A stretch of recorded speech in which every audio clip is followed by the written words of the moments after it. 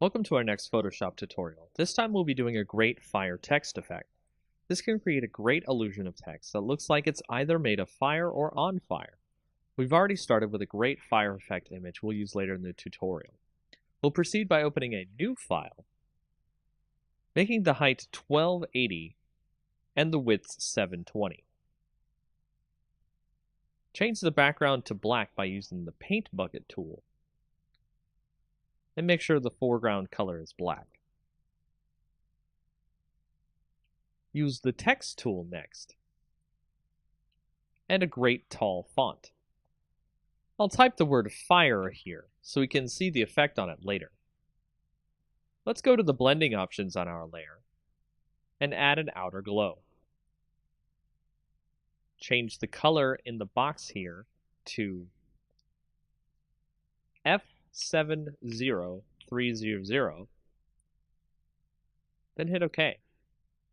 Select the satin blending next and change that color to 872D0F, and hit OK as well. Change the opacity on the satin effect to 100%. Change the distance to 10 pixels, then hit OK. Now select Inner Glow. Change the blend mode to color dodge here.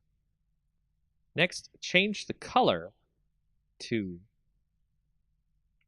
E5C23B, then hit OK.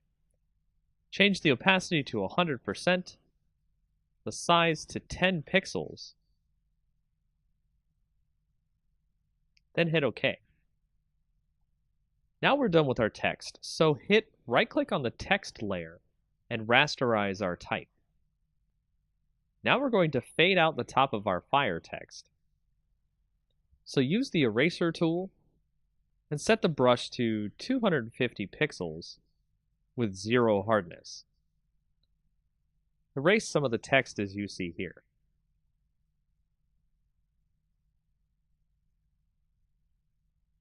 Now we'll go up to Filter, Distort, then Zigzag. Set the amount to 4 and the ridges to 4. Make sure the style is set to Pond Ripples and hit OK. Now we'll select our fire image we've opened and copy that into our text image we're working on. Position the fire image over our text, then we'll switch over to the Channels tab here next to our layers. Hold Ctrl and click the green layer to load a selection of the areas of fire in our image. Head back to the Layers tab, then press Ctrl J to make a copy of the selection we got from the Channels tab. Delete our original fire layer. Here I'll rename the layer Fire Main to stay organized. We'll move the fire around to wherever we like in the image.